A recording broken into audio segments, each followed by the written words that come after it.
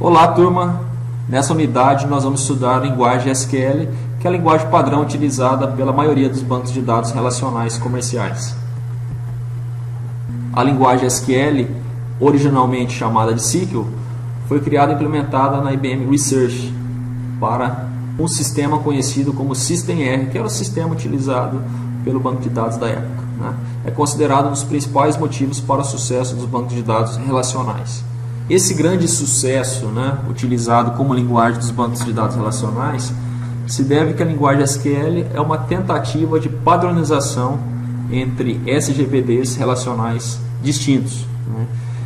Então, por exemplo, se eu estou utilizando um SGBD em particular, como o MySQL, né, e o SGBD MySQL ele adota o padrão da linguagem SQL, isso significa que quando eu quiser fazer uma migração para um outro SGBD relacional, que também adota essa linguagem SQL, essa migração vai ser simplificada. Então, poderia estar fazendo a migração do MySQL para o SQL Server, ou para o Oracle, né, ou para qualquer outro SGBD específico que adote essa linguagem SQL. Esse é o motivo, né, do grande sucesso da linguagem SQL ser adotada até hoje. A SQL, naturalmente, passou por várias evoluções, desde a SQL1, que foi criada em 1986, né, passando pela SQL2 em 92, a SQL3 em 99, e em 2003 e 2006 foram adicionados outros recursos, né, como a XML, foi incorporada a essa linguagem. Em 2008, recursos de banco de dados de objetos também foram acrescentados. A linguagem SQL é uma linguagem bastante abrangente, né?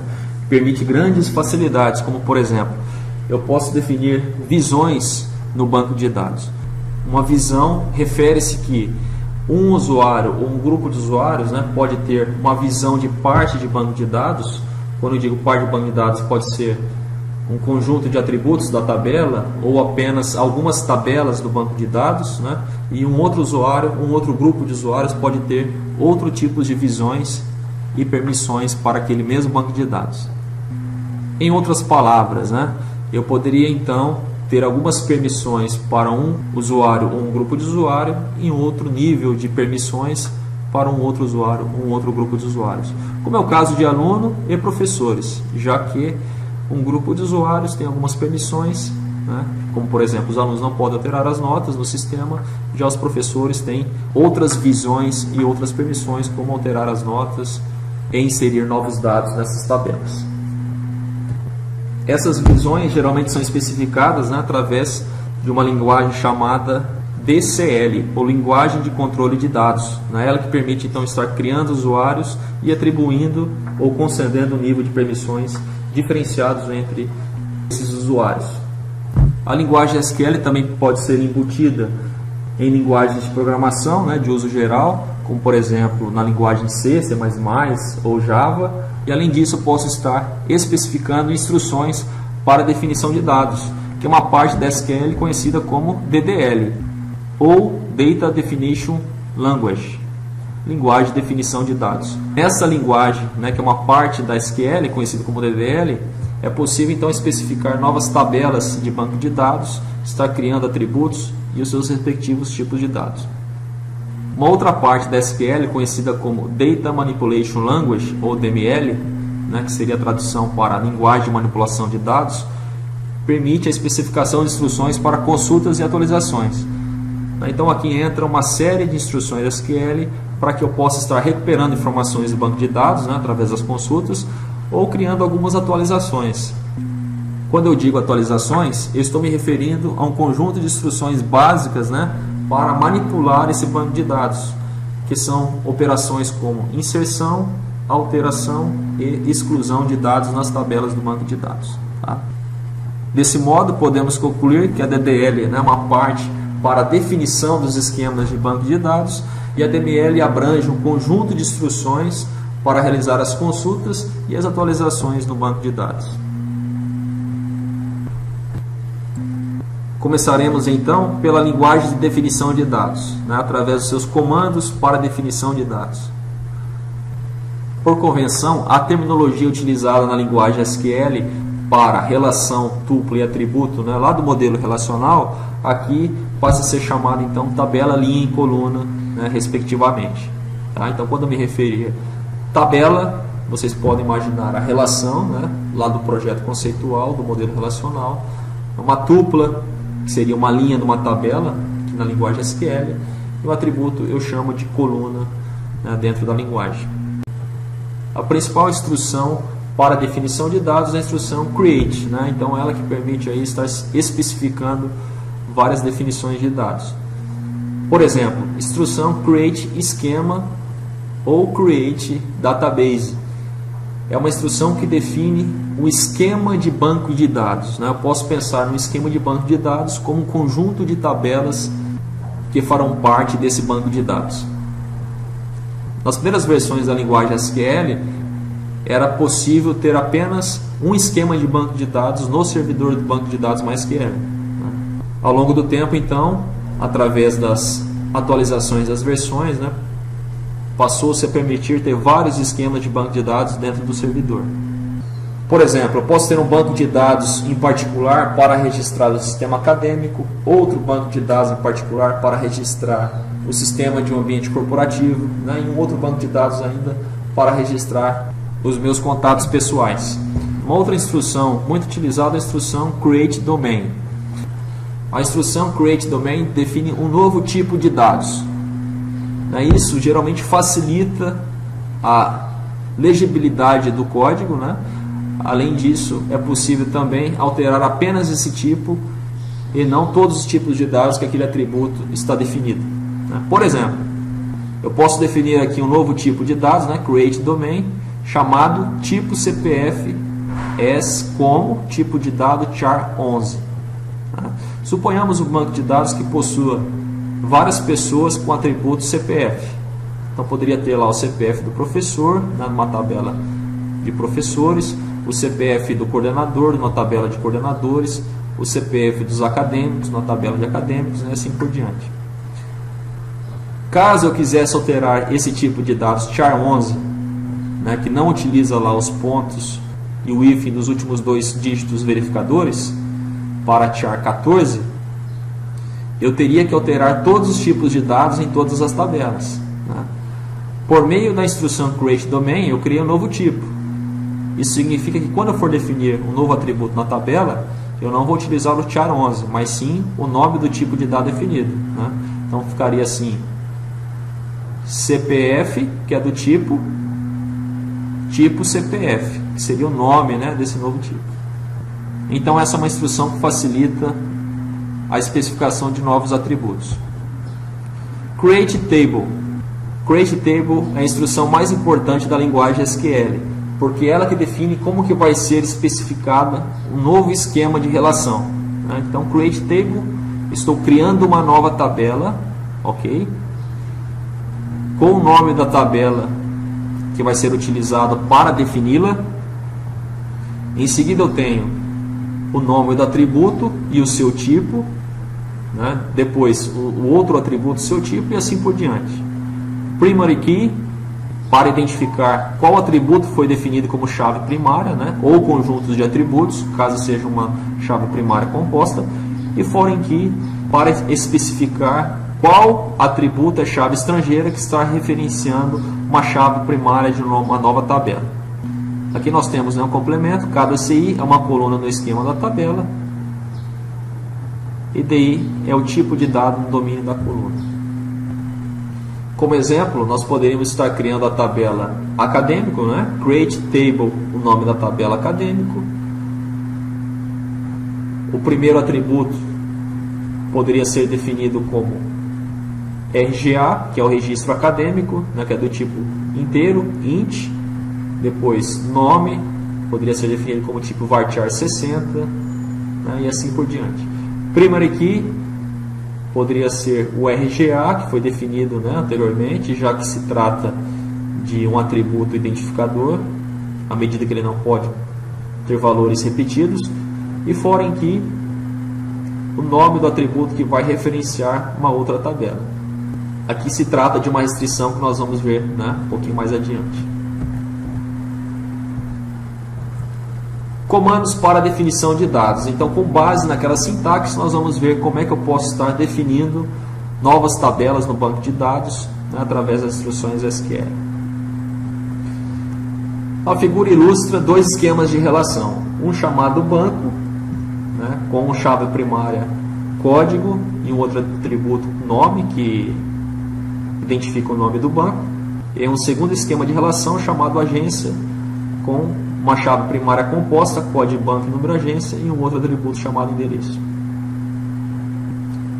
A partir da sintaxe, né, definida no slide anterior, eu posso criar então uma nova tabela através das instruções create table, nome do banco.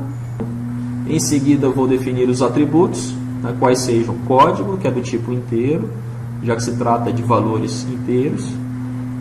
Not null, uma restrição, né, porque esse atributo não pode ter valores nulos. Eu sou obrigado a atribuir algum valor nesse atributo. O nome, já que o banco também precisa possuir um nome, eu defini aqui como varchar 20, um tamanho, né, de 20 caracteres para esse atributo, também do tipo not null. Além disso, eu posso também definir uma chave chamada unique. Esses atributos, também conhecidos como chaves secundárias, também podem ser utilizados para arquivos de indexação.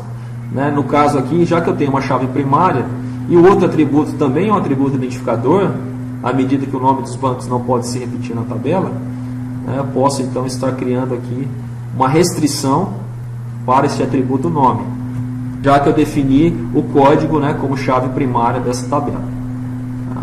Então, eu veria aqui na tabela 1, né, Itaú, 2, Bradesco, 3, Banco do Brasil, 4, Caixa Econômica Federal, né, e assim por diante. Tá? Tem dois atributos, código e nome, sendo que um é chave primária e o outro eu defini como chave secundária, já que ele também não pode se repetir. O segundo esquema de relação define, né, a tabela agência, create table agência, número agência, que é do tipo inteiro, endereço do tipo varchar, tamanho 40, né, código banco, que é do tipo inteiro. Desses atributos, né, qual ou quais serão chaves primárias? Eu defini número agência e código banco como chave primária composta. Tá? A resposta dessa definição vocês vão ter lá na unidade 3, tá? Porque se trata de uma chave primária composta e não uma chave primária simples, como o código banco. Neste momento eu posso responder para vocês que o código de uma agência pode ser o mesmo para bancos distintos. Então poderia ter lá o código 123 para uma agência do Itaú e esse mesmo código 123 para uma agência do Banco do Brasil. Então isso causaria uma inconsistência dentro da tabela de banco de dados. Por isso que deve ser definido então esse atributo como chave primária composta, à medida que os dois atributos juntos devem ser exclusivos. Por exemplo, suponhamos que o código do Banco Itaú seja 1 e o número da agência é 123. E do Bradesco seja 2 e o número da agência é 123. Então os dois valores de atributos juntos passam a ser então diferentes ou valores identificadores. Por isso que foram definidos aqui como chave primária. Foreign key. Foreign key significa que o atributo código banco foi definido como chave estrangeira, pois este atributo referencia a chave primária no outro esquema de relação. Então, código banco é uma chave estrangeira que referencia código banco, que é uma chave primária. Especificando restrições em SQL. Lá no texto então do conteúdo didático digital, vocês viram que existem algumas restrições básicas do modelo relacional. Uma restrição conhecida como restrição sobre nulls. É especificado quando algum valor de atributo não pode receber valor null, já que outros valores podem receber valores nulls. Por exemplo, numa tabela para registrar os acadêmicos, eu poderia definir o atributo nome como not null, à medida que todo acadêmico tem um nome. Por outro lado, eu poderia definir o atributo telefone como null, porque nem todo acadêmico tem telefone ou esse valor pode não ter sido informado. Restrição de domínio refere-se à faixa de valores que eu posso atribuir para um atributo, né? Como exemplo, o atributo sexo pode possuir apenas dois valores, né? Masculino ou feminino, né? Ou também poderia ser definido como o caractere N para masculino ou F para feminino, né?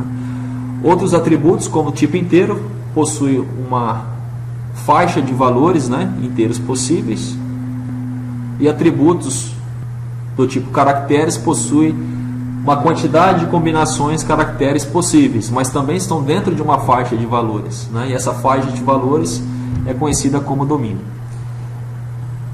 Restrição de chave indica que toda tabela deve ter um atributo identificador para que seja possível localizar essa tupla, né? Ou essa linha. E este atributo, definido como chave primária, precisa ter sido especificado lá no esquema de relação como primary key. Ao mesmo modo, existe a possibilidade de estar definindo um outro atributo como chave secundária, né? Por exemplo, uma tabela que já possui um atributo chave primária, né? A tabela acadêmica poderia ter o atributo RGA, que também é um atributo identificador como chave primária.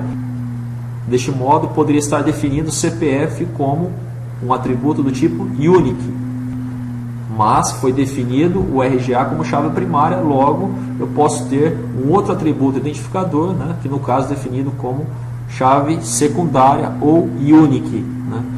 Neste momento isso não é importante, mas quando nós formos estar trabalhando com arquivos de indexação, que são formas de recuperar informações, né, em menor tempo de resposta do banco de dados, né, esse conceito aqui passa a ser importante.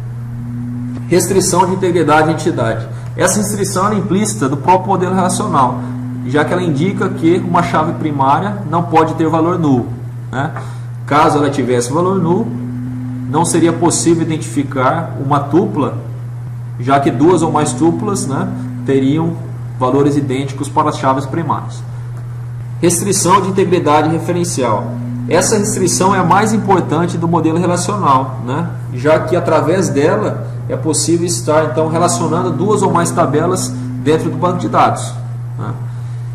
E isso é possível através da instrução SQL Foreign Key. A instrução Foreign Key define quem é a chave estrangeira de uma tabela que vai referenciar a chave primária de uma outra tabela. Como exemplo, né, poderia estar aqui fazendo a seguinte leitura dessa instrução SQL: Foreign Key ou chave estrangeira código banco da tabela atual, né?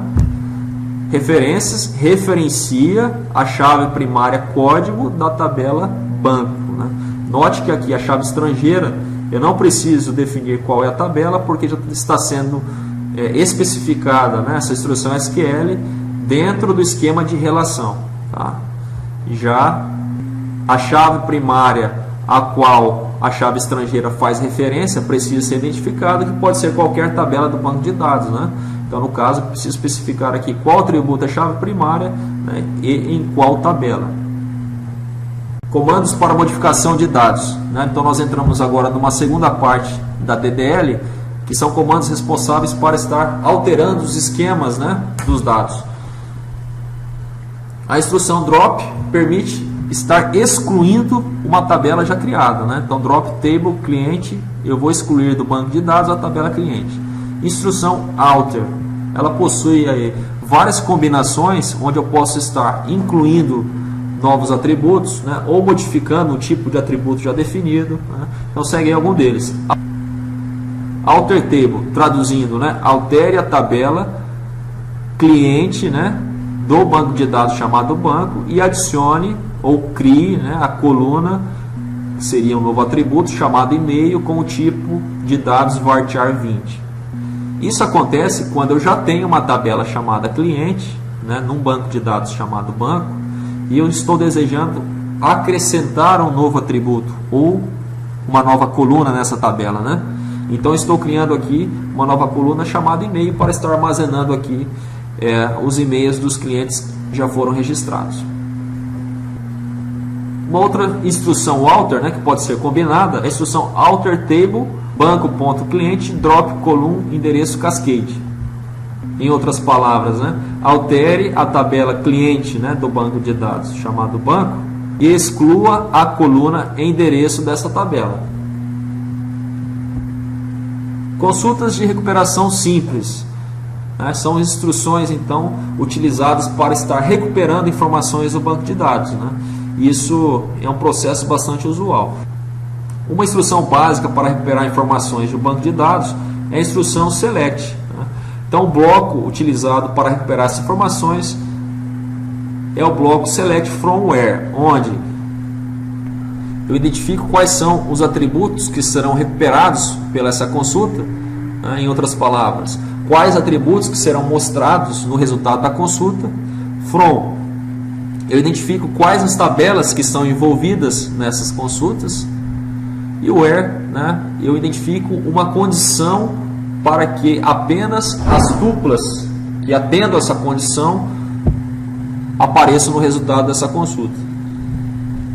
Como exemplo, será mostrado algumas consultas realizadas em um ambiente bancário. Consulta 1. Recuperar o CPF e endereço dos clientes cujo nome seja Paulo A. Lima. Dado que o nome Paulo A. Lima, né, pode ser de um ou mais clientes, então eu desejo recuperar o quê?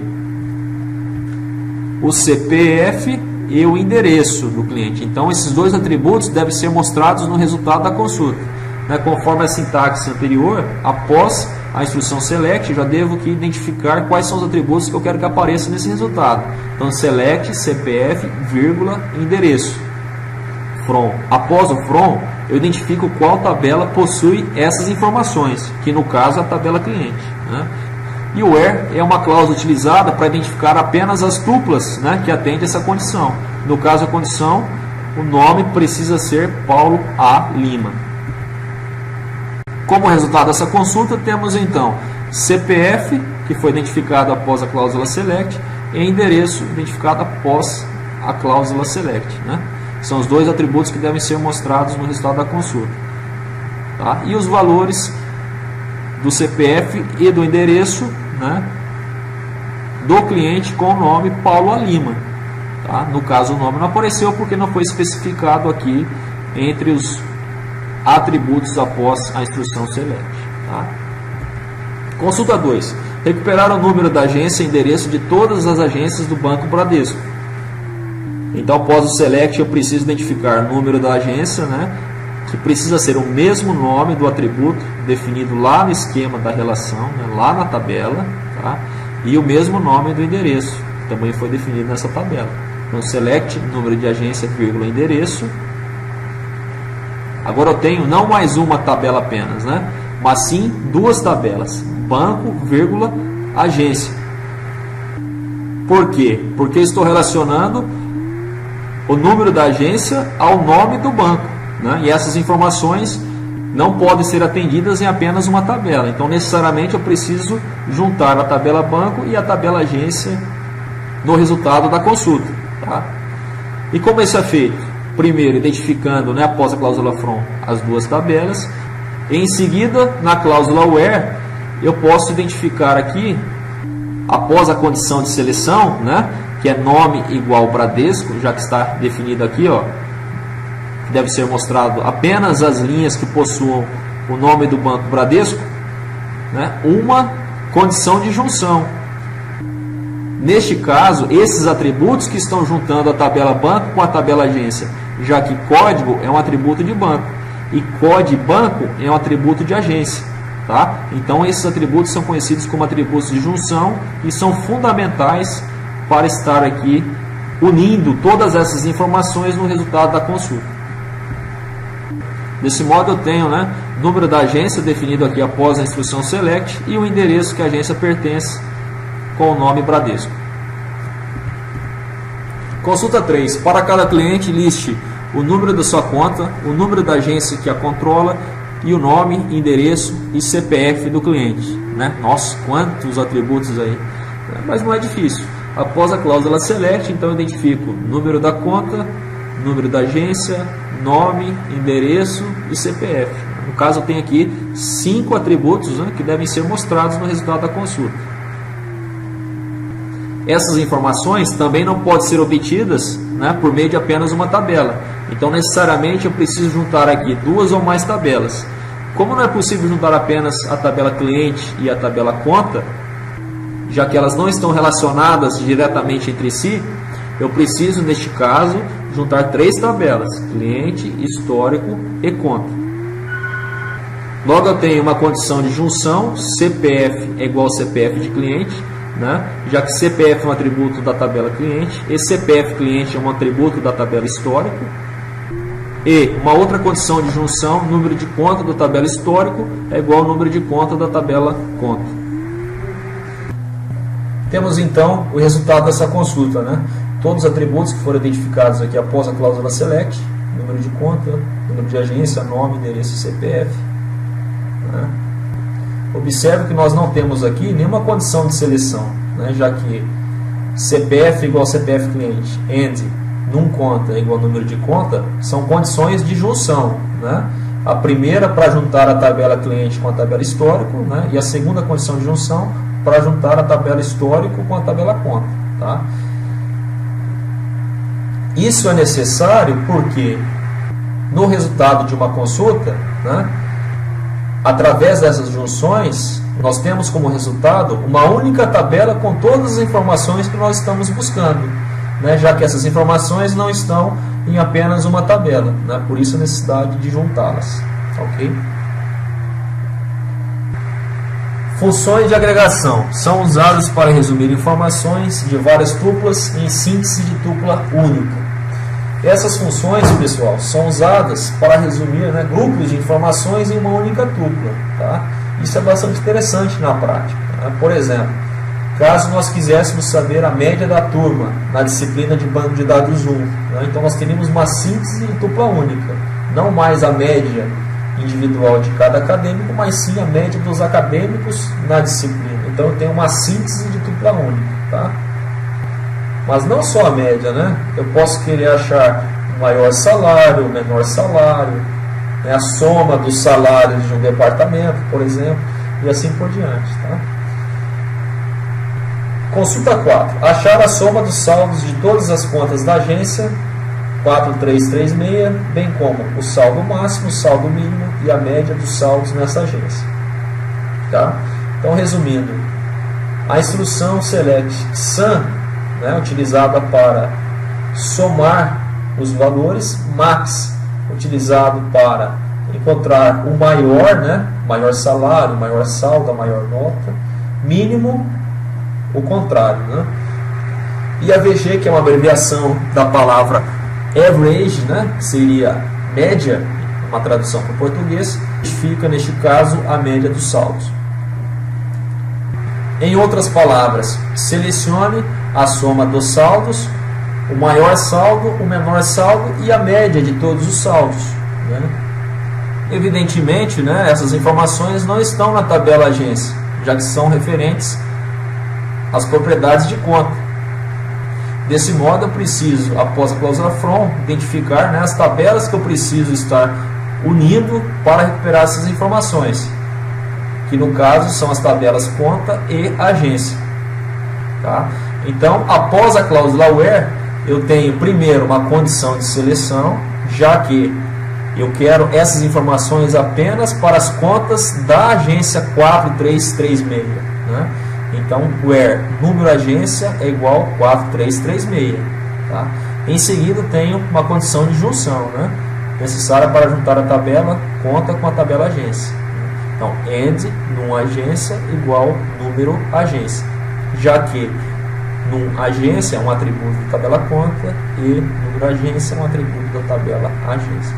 Professor, eu posso fazer isso inverso? Eu posso primeiro definir num agência igual número agência and numa agência igual 4336? Pode, tá? Essa ordem aqui não é relevante. Agrupamento. Cláusulas group by in heaven permitem aplicar as funções de agregação a subgrupos de tuplas em uma relação para produzir informações de resumo em cada grupo. Bom, pessoal, agora nós temos aqui uma variação, né, das funções de agregação, já que as cláusulas group by in heaven permitem produzir informações de resumo em subgrupos de tuplas. Né? Então, convenientemente, eu posso estar interessado em algumas informações, uma tabela subdividida em grupos. Por exemplo, qual é a soma salarial dos funcionários de vários departamentos, né? Então, como resultado, utilizando essas cláusulas, eu poderia ter a soma dos salários dos funcionários de cada departamento, né? Departamento de pesquisa, recursos humanos, departamento pessoal, contabilidade, né? E assim por diante. Vamos aos exemplos. Consulta 5.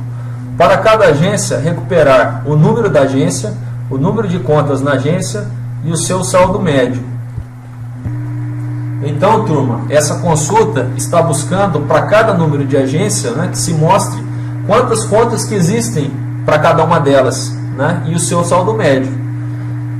Então, select número agência, ou seja, mostre, né, como resultado o número da agência para identificá-la. Depois, count com o caractere asterisco entre os parênteses, né, que é uma instrução utilizada para se contar a quantidade de duplas, e depois AVG, que é a função de agregação utilizada para calcular a média, né, já que eu quero o saldo médio, e o atributo saldo entre parênteses, tá? From, conta, né, da tabela conta, group by, número de agência, ou seja, agrupado pelo número de agência. Como resultado, o que é mostrado nessa consulta, né? O SGBD deve ser capaz de agrupar todas as agências que possuem o seu número de identificação em comum, né? Como por exemplo 4336, 4336 e 4336, e mostrar numa única tupla de síntese, né? Como resultado. Então, número agência 4336. Quantas linhas foram contadas, né? Count 3 linhas. E qual é o saldo médio? Logo, ele deve somar todos os saldos e dividir pelas 3 linhas, que vai me trazer como resultado o valor 11.689,77 centavos, tá? Utilizando esse mesmo raciocínio, pode ser então definido os subgrupos de informações para as outras.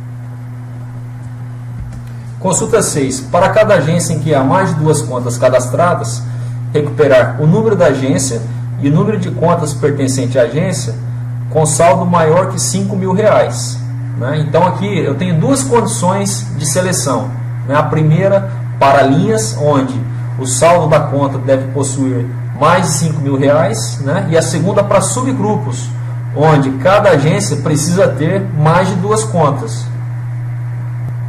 Então percebam, turma, que assim como o where é uma condição de seleção, né, para as linhas utilizadas na instrução select, o having é uma condição de seleção para subgrupos, né, utilizado na instrução group by. Então, como resultado dessa consulta, eu tenho número de agência, né, e a quantidade de contas nessa agência que atendem a essas condições. Instruções para atualização de tabelas. Em SQL, 3 comandos podem ser utilizados para modificar o banco de dados: insert, delete e update. Então, essas são instruções básicas da linguagem SQL, utilizadas para inserir um novo registro de dados, né, excluir um registro de dados ou alterá-lo. Por exemplo, um novo cliente poderia ser inserido no banco de dados, né, um funcionário poderia ser excluído do banco de dados, né, e o endereço de um cliente poderia ser alterado no banco de dados. Insert é usado para acrescentar uma única tupla a uma relação. Então, na prática, aqui estou acrescentando um registro, né, uma linha de informações referente a uma entidade. Insert into cliente values. Né, então, em outras palavras, insira dentro da tabela cliente os valores. O seu CPF, né, entre aspas simples, porque trata-se de valores alfanuméricos, separado por vírgula, depois o seu nome, Reinaldo C. Silva, né, separado por vírgula, depois o seu sexo masculino, né, o seu telefone, o seu endereço, Rua dos Missionários, 1830. Essas informações são os valores dos atributos da tabela cliente, né, nesta mesma ordem, tá? Então, o primeiro valor de atributo refere-se ao CPF, depois o nome do cliente, o seu sexo, o seu telefone e o seu endereço.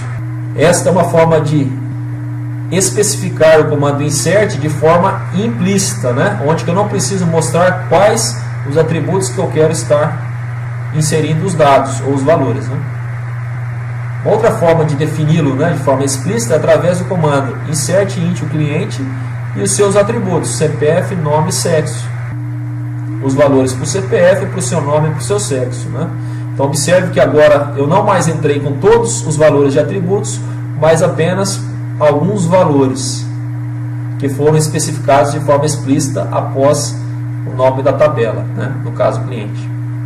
É importante observar que caso não esteja inserindo, né, todos os dados que possuam restrição not null, essa instrução SQL vai ser rejeitada, né? Já que CPF, nome e sexo foram definidos como not null no esquema da relação cliente. Logo eu preciso entrar com essas informações. Uma outra instrução, delete, remove tuplas de uma relação. Exemplo, delete from telefone cliente, where CPF CLI 111 222 333 dígito 44. Portanto, o telefone, né, desse cliente identificado será excluído da tabela telefone cliente no banco de dados. Update é usado para modificar valores de atributo de uma ou mais tuplas selecionadas. Exemplo, update conta série numa agência 0562, where número conta igual 62548 dígito meio. Update é utilizado então para modificar valores de atributos, né? E update é uma cláusula que vem sempre acompanhada com a instrução série.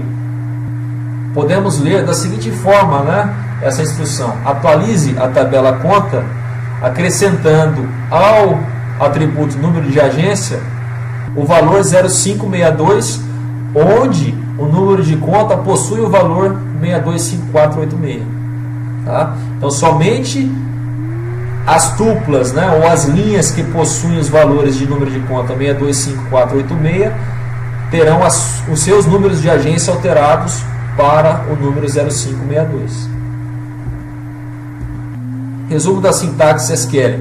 A figura ilustra, né, as principais sintaxes utilizadas na linguagem SQL, como o comando createTable, né, e o seu bloco de construção básico, os comandos dropTable, alterTable, select from where, group by having, order by, que pode ser utilizado para ordenar as tuplas de forma crescente ou decrescente, né, e as instruções utilizadas para manipulação de banco de dados, né, que são os comandos insert, delete e update.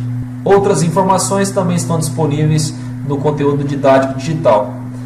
Agora nós vamos ver, né, como é que essas instruções SQL podem ser realizadas na prática lá no servidor de banco de dados. Para isso, eu preciso abrir o MySQL Command Line Client.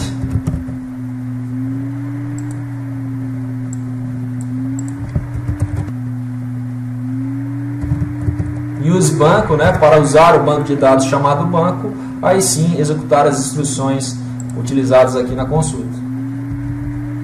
Vou começar aqui pela consulta 1, né, recuperar o CPF e endereço do cliente cujo nome seja Paulo A. Lima.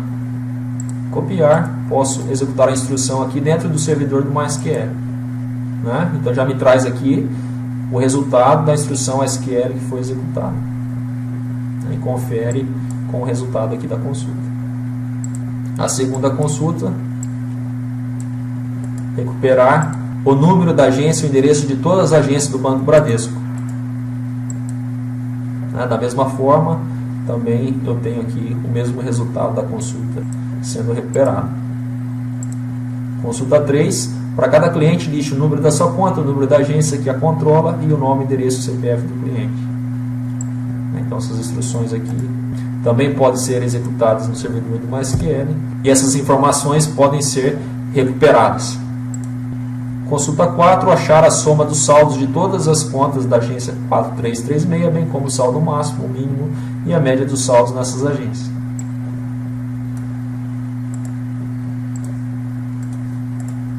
Então eu tenho aqui a soma de todos os saldos, o saldo máximo, o mínimo e a média dos saldos nesta agência. E a consulta 5, para cada agência, recuperar o número da agência, o número de contas na agência e o seu saldo médio.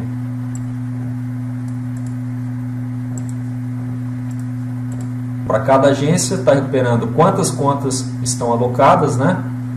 só a agência 4336 possui 3 contas, né, e a média dos saldos nessas agências. Consulta 6, para cada agência em que há mais de 2 contas cadastradas, recuperar o número da agência e o número de contas que pertence à agência com saldo maior que 5.000.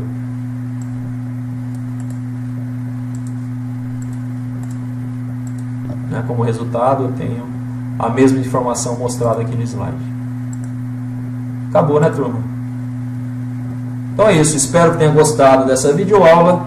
Fiquem com Deus e até a próxima.